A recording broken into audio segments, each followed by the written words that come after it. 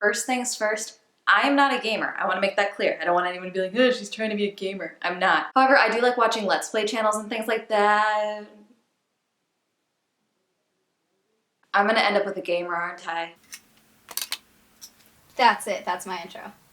Hey, I'm Amanda and you're watching Swell Entertainment. And yes, like I said in the opening, I am not a gamer. I do play a lot of mobile games, however. Usually what happens is one of my friends recommends me a mobile game or I see an ad, and if it looks interesting, I'll download it, and then inevitably I become obsessed with it. It's the only thing I play for months, and then I become bored of it, and it ends up in the graveyard. There are not a lot of console games that I have played. The only console game I played consistently was when I was little, and my dad let me play Grand Theft Auto on his PlayStation. Now, is it bad parenting to let your 7-year-old steal cars and run over pedestrians? Probably, but we don't have time to get into that right now because we have to talk about Raid Shadow Legends, the most ambitious RPG. I can't even do it. Raid will never reach out to me to do an ad read, but if they do, I'm just gonna send them this video and be like, you sure? If you're on YouTube, you've probably heard of Raid. If you've ever so much just hovered over a commentary video from a popular channel, then you've probably heard the distant echo of a Raid Shadow Legends ad playing in the distance. Raid Shadow Legends ads are notorious for all sounding the exact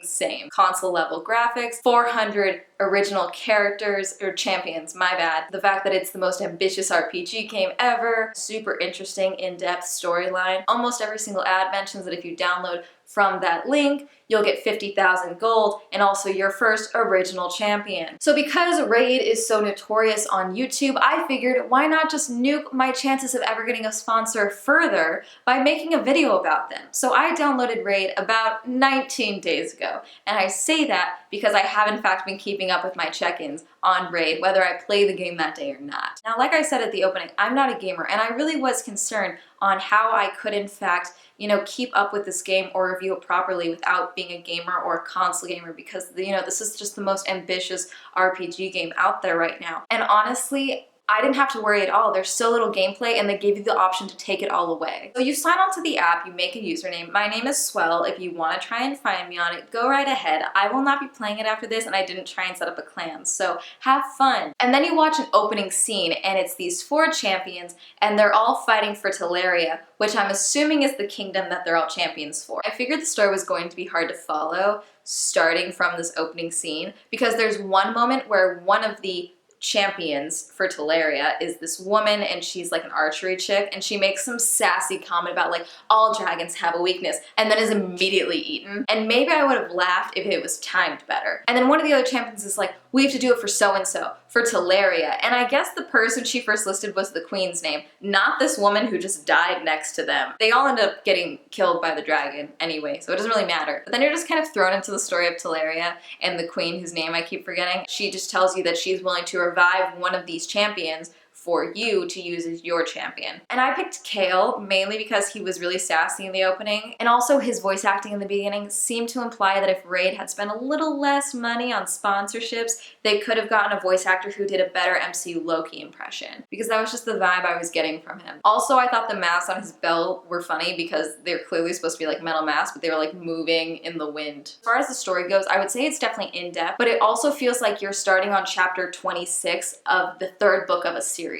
where you're so far into the story that it's kind of hard to follow along or even be invested in it. And also, it doesn't affect the gameplay at all or your experience. Nothing changes based on how far along you get, aside from the difficulty of the levels. And even then, the difficulty of the levels doesn't even really matter because all you have to do is hit the auto button, and then now you've got your own personal little walkthrough. So as your champions are going through the level, you're collecting XP, coins, armor, more champions, all of that. You can summon more champions by collecting shards. There is a timer in the bastion in the corner that shows your playtime, and there's rewards for the longer you're on the app. 5 minutes, 20 minutes, 40 minutes, 90 minutes, things like that. You don't actually have to be playing or even touching the screen at this time. If your screen is open, it will in fact just start collecting more stuff for you. Hitting the auto button does not automatically mean you're going to win that level. If your characters are not leveled up, if they're not wearing the proper armor that you've equipped them with, their abilities are not leveled up, etc., they're gonna do shit and you're gonna lose. Picked 5 of the highest ranking champions I was able to collect and made them jacked as shit. Some people complain about the servers being down. In the 19 days that I've been playing this game, I've only had the server go down twice. I don't care enough about the game to be like, oh damn it, I wasn't allowed to play, but thank God I got 5,000 coins. So I can't judge whether or not that's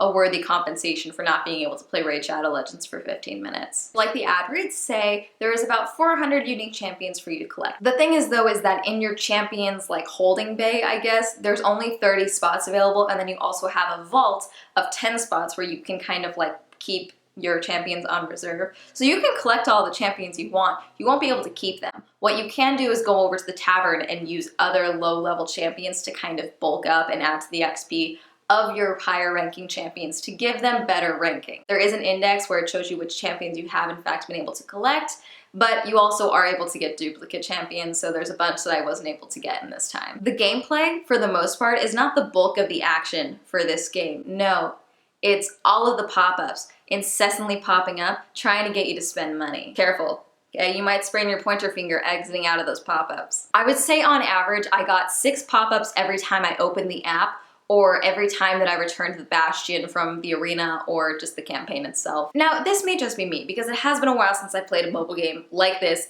at all. But these prices seem really high. Is it just me? I mean, I know they have to pay for all these sponsorship prices somehow, but this is ridiculous. I also kept getting notifications for rewards that I was gaining, but they were only rewards that I would get if I bought a gold pass for the game. Barely been doing anything, I've just had this open in my lap, and I've gained 2 rewards since I've been filming. Great. Overall, the game is pretty boring. For the most part, I would just hit next and auto and just kind of let the app play while I was editing or doing something else or at dinner with my family. I didn't do much with the game. Like I said, I've been using the app for 19 days. In this case, I'm using the term using loosely, but I digress. And I hadn't filmed this video yet because I was focusing on other videos, and I was, giving this app a chance to, impress me. It didn't, but I was trying to give it a fighting chance. But I'm so glad I waited, because over the weekend, another YouTuber I follow on Twitter, Gus Johnson, brought something to my attention from the Raid RPG account. Gus Buckets on Twitter tweeted out, "Hey guys, check out this blatant lie from everybody's favorite game, Raid Shadow Legends," and he had quote tweeted something from the official Raid Shadow Legends account. At first, I wasn't sure if this was the official Raid Shadow Legends account, because all of the other Polarium games' Twitter accounts are verified and this one is not, but Polarium is in fact following this account,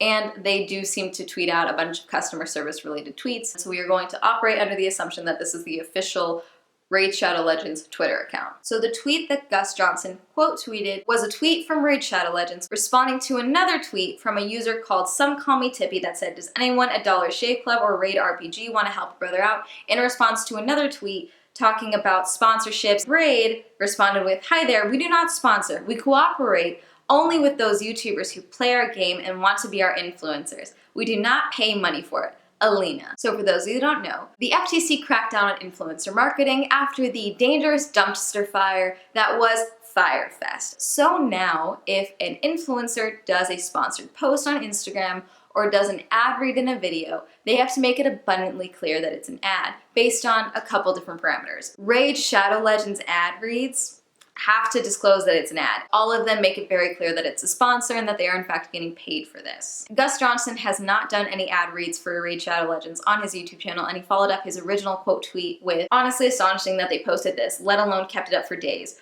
Raid pays money for YouTubers to advertise their game. Here's a screenshot showing one of about 10 emails I've gotten from them, all offering payment. Stupid, scummy lie. Who believes this crap?" And in this email it shows, "From best YouTube sponsor to Gus Johnson. There are 3 things you can watch forever: fire burning, water falling, and the video is sponsored by Raid Shadow Legends." Yeah, we know the Raid has conquered YouTube and become somewhat of a meme, but still, on behalf of Polarium, we would love to offer you a paid promotion for Raid Shadow Legends. Here's what we're looking for: a 45 to 60 second integration in the first part of the video, special download links at the top, but my favorite part is the third point: your creativity. Wary of the same phrase you hear in every ad, you can always talk to us about the wording. I'm assuming that if you email them and say, yeah, I would like to change some of the wording, they respond by sending you a link to thesaurus.com and a list of the adjectives in their ad read that you can in fact change. And that's it.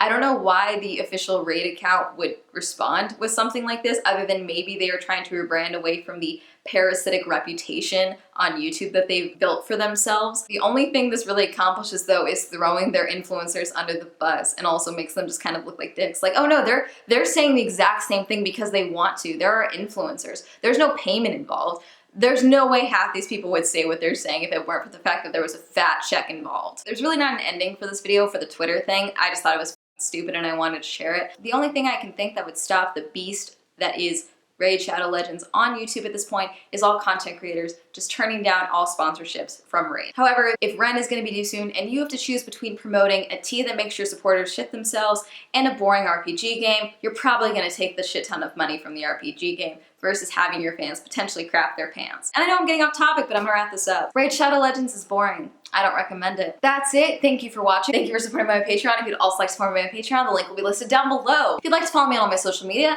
that'll be all up here. And that's it. Do you play Raid Shadow Legends? Do you like Raid Shadow Legends? Did you accidentally ever purchase something on Raid Shadow Legends? Have you seen any content creators get away with doing an ad read for Raid that actually seemed original? Let me know. Comment down below. And that's it. Thank you for watching. Don't forget to like and subscribe, and have a great day. Okay, bye.